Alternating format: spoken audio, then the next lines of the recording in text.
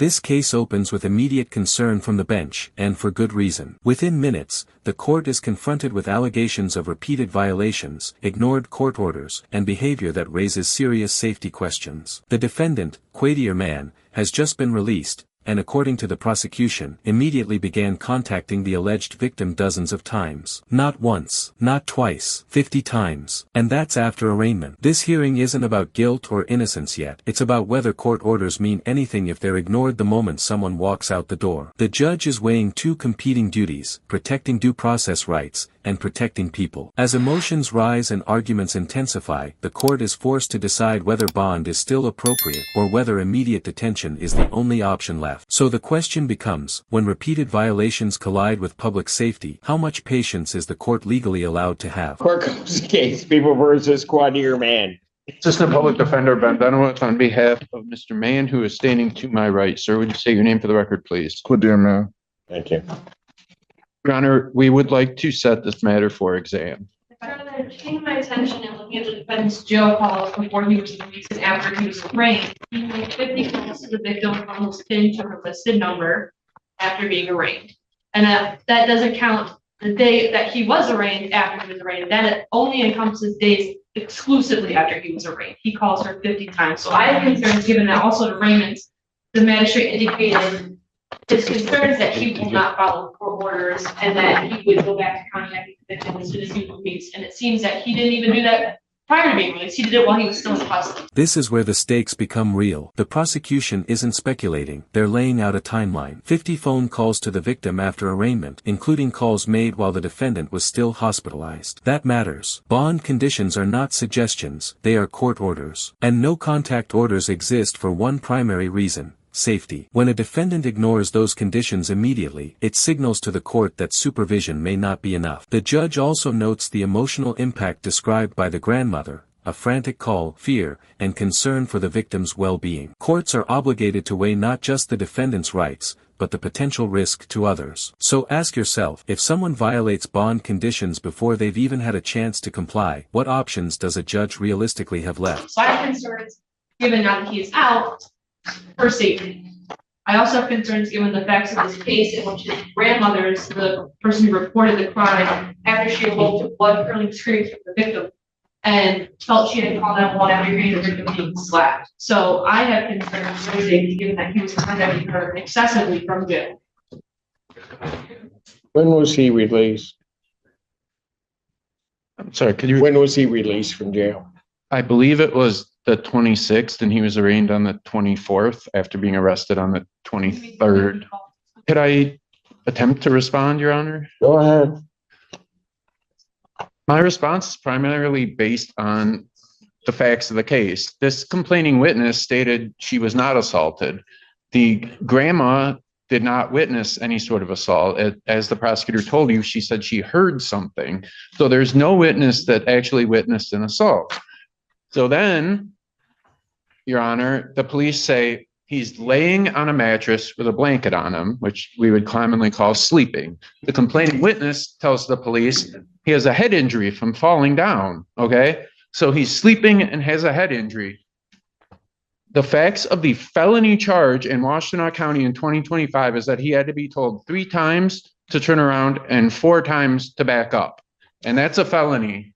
And now we want to revoke his bond, which is basically a due process violation because you take away his trial right. His trial will be in about 8 months. Why am I taking away his trial right? Because if he's incarcerated, then it's make a get out of jail plea. I mean, he's talked to. It's not, counsel.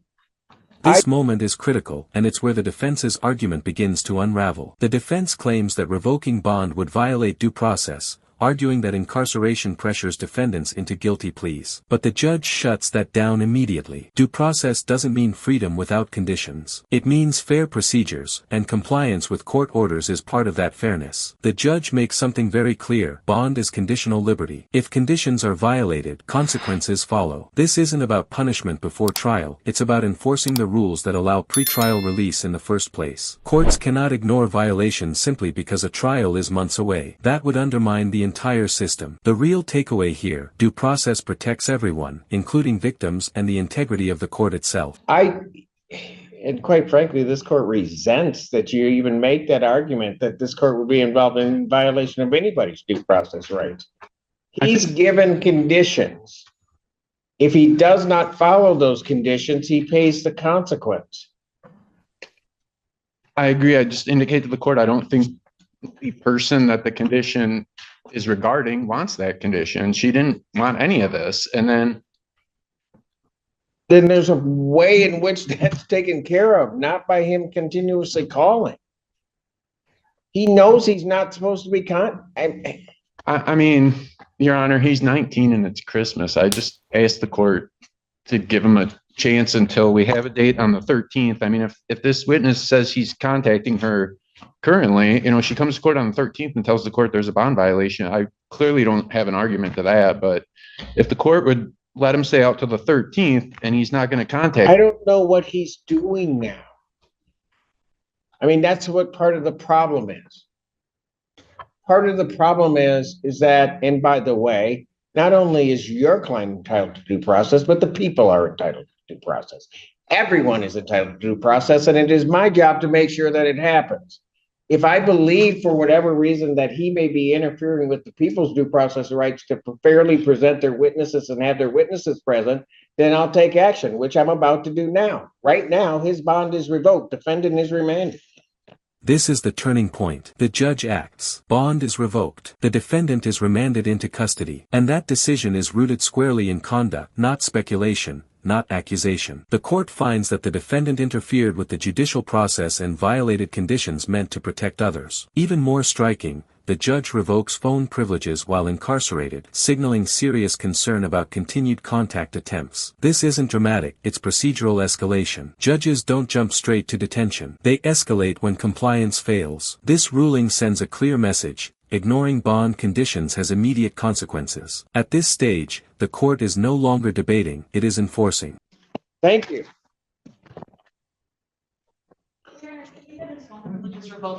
Yes, and his phone privileges while in jail are revoked. Put that, can you?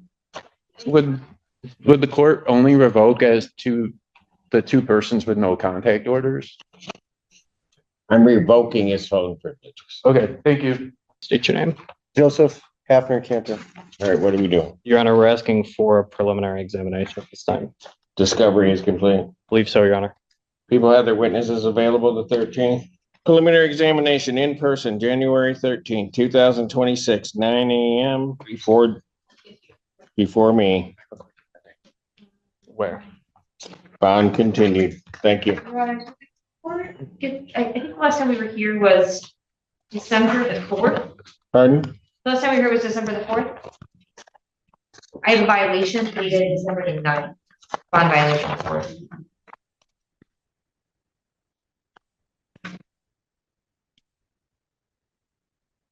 And we are in receipt of that, Your Honor. I did review it with my client. You have a bond violation? I do. Behind that, I need these in the front. So it does seem to indicate, We were here last on what day? I thought December the 4th. Yes, I have December 4th, and I've got, So it does appear that these tests were in the interim period between the last time we were here and this Mr. Allen. with positive alcohol blows on the silver line. I've got a positive on December 8th. And then missed tests really through the 9th, early into the morning. So the 8th was at 11:37 p.m. 0.07. And then 04, probably the same alcohol, maybe a little bit more, by 8 a.m. that morning. So some 8 hours later, he's still blowing numbers. Except that then a little bit later, it popped up and then went down. Now the focus shifts. but the theme remains the same: compliance versus credibility. In this second case, the court reviews detailed alcohol monitoring data, not assumptions, not opinions, numbers, breath tests, time stamps, a pattern showing continued drinking despite bond conditions prohibiting alcohol use. Even worse, the defendant initially denied drinking, only for the data to prove otherwise. That's a problem. Courts rely heavily on honesty during supervision. When a defendant lies to probation or monitoring agents, it undermines trust instantly. Scram tethers exist to provide accountability, and here, they tell a story the court cannot ignore. This isn't about one bad decision, it's about a pattern that contradicts every assurance given to the court. Down, so it looked like he was continuing to drink. Then the worst thing happened. They spoke with him, and he said he didn't have any alcohol. And Your Honor, I believe Mr. Hafner-Cantor is changing his position on that now. Really? He did appear on the same day that this violation report was submitted. He appeared before Judge Frushauer to be arraigned on a misdemeanor OWI. The misdemeanor OWI date of the alleged offense predates this case. I think it was just authorized later due to lab results. But nevertheless, he appeared for arraignment knowing that this violation was there, and it was addressed at that time by Judge Frushauer, who had him taken into custody with a $5,000 10% bond. I think the condition of that bond On this case? he was taken into custody at the time of his arraignment. You're saying two different things to me. Her taking him into custody at the time of the arraignment is one thing. If she's taking him into custody on this case, that's a different thing, and not something that I see in this file.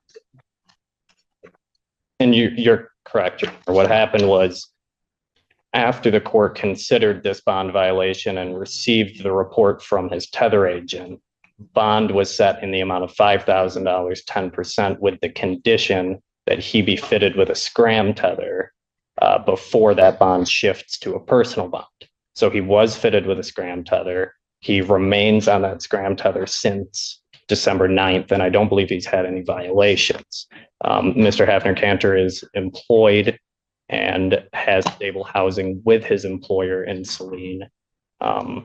Your Honor, I would ask the court to consider continuing his bond, because I think him being on a scram tether is kind of the constant reminder he needs not to drink.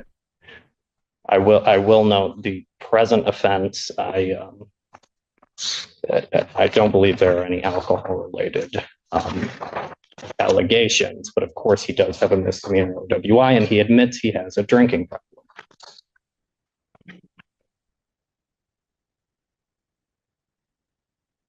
Yeah, but this response from the people. The people are glad that he has now a scram order on the OWI case that's pending before Judge Frushauer. However, it's still a violation in this case to have been drinking. I'm not sure. I know the court generally will issue warrants pretty quickly when these things sort of come through. I'm not quite sure what happened here, but no matter what, it doesn't. Was there a warrant issued on this one? It does appear to the people that alcohol is a significant problem for the defendant. It appears that SoberLink is not working. So I would ask that the court, at the minimum, order the scram in this case as well. Did he take the ETG? Doesn't look like it from this report. I did not give you one. So there was a warrant issued on this one. Okay. Okay. Is it still out? For Mr. Hafner? Yeah. Okay. No, I do not see that one. Oh, you do not see that No, I one. do not see. No. So he was, the report says, I advised him to report to community corrections for an ETG urine test by end of the day. This is on 12/9. He said he had court and only had transportation there, doesn't have any money to take the urine test. I advised him a violation be sent, and I was affording him the opportunity to take the ETG test to provide results with my report if in fact he was not drinking. And I just confirmed with Mr. Cook Mr. Cook informs me that the defendant had a positive BAC coming into court. I'm not sure if that's related to this violation report or if it was actually going to court, but it does all appear to be on the same date, that December the 9th sort of time frame. So when did he appear before Judge Freshour? It looks like December the 9th, That's correct. What time? 9-ish in the morning. So she may or may not have been aware then, She was aware, she remanded him and. but was she aware that he was intoxicated? Mr. Cook's note indicates, and his communication to me indicates that, he had a positive BAC coming into court. I'm assuming that means he was blowing numbers at court. And I know that community corrections was there. Okay, I'm pretty much done. I mean, you drank coming into court, you drink in violation of my bond. I saw you 4 days beforehand. And no, May I speak? we don't do that. Say whatever you want. Your Honor, I think what Mr. Hafner-Cantor wants the court to consider is that since this string of events leading up to the court date on December 9th, I think he has pivoted and changed his position from denying So let the me get this problem. right. You're telling me that all of a sudden everything has changed. On December 8th, he's drinking. He's drinking well into the morning on December 8th. He has to appear in court, can't stop drinking, and then ends up at court that day. He talks to community corrections, I think, on that same day and just is absolutely lying to them. And somehow between now and that date, he has made a certain epiphany has occurred, and he's made some miraculous transformation. This is one of the most revealing moments of the hearing. The judge openly questions the credibility of the defense narrative, and not sarcastically, but logically. The timeline doesn't support a sudden turnaround. Drinking continued into the morning. The defendant appeared in court intoxicated. He denied drinking when confronted. And now, suddenly, the court is being asked to believe everything changed overnight. Judges see patterns every day. They weigh actions, not promises. And here, the actions don't align with the story being told. The court isn't dismissing the possibility of rehabilitation, but it refuses to accept it without evidence. This exchange highlights a fundamental courtroom truth: accountability comes before second chances. Transformation. Is that what you're telling me? Your Honor, I understand the court's concern. Mr. Hafner-Cantor, when were you released from the Washtenaw County jail? Was it the following day or this? I was there for a week. I think I was released on the 19th or the 18th. So, Your Honor, he's strung together 10 days on a scram tether with no issues whatsoever. And I think that's what he wants the court to consider in reassessing bond here. I would ask the court to continue his bond based on the fact that he's come into compliance since being placed on the scram tether. He's in violation on my case, goes to another court drunk. And Your Honor, I would like to correct my record I made to make sure that it's accurate. Mr. Cook has let me know that he doesn't know if the defendant was individually touched at the court, but because he had the .04 30 minutes before the judge saw him, Mr. Cook's note was that he was drinking. So I apologize if that was confusing at all. I just want to make So he wasn't breathalyzed at court. now that Mr. Cook is aware. Where But it's because it was 30 minutes before, there was an assumption that, which is a good assumption. it's pretty fair, yeah. Anything else? Your Honor, I know Mr. Hafner-Cantor's been in constant contact with his community corrections agent, and I know that his 3-year-old daughter, who he takes care of, is his biggest concern. I think he was dealing with some stress regarding a custody situation with respect to his daughter, and He's violated my bond. And then absolute disrespect showed up at another court, still under the influence of his drinking event that violates his bond in this case. and he's appearing at that time on an OWI, and he's not in any treatment. Anything else? Not even the view. Nothing further, Your Honor. Bond revoked, defendants remanded. Your Honor, Yeah. and The 13th is. By the end of this hearing, the court delivers a firm and decisive outcome. In the first case, bond is revoked due to repeated contact violations and safety concerns. In the second, bond is revoked after clear evidence of alcohol use, dishonesty, and continued violations, including showing up to another court under the influence. These rulings underscore a central principle of the justice system: pretrial release is a privilege, not a right. Courts will extend trust, but once that trust is broken, enforcement follows. This case is a powerful reminder that compliance matters, credibility matters, and court orders are not optional. Backhand index pointing right. If you found this case as shocking as we did, make sure to hit that like button, share your thoughts in the comments, and don't forget to subscribe for more jaw-dropping courtroom breakdowns. And with respect to that date, he does appear in district court on that same date. I'm not sure if the court wants to move it or if the jail would be able to accommodate that District court where? for the OWI case. Well, he wouldn't exam until much later.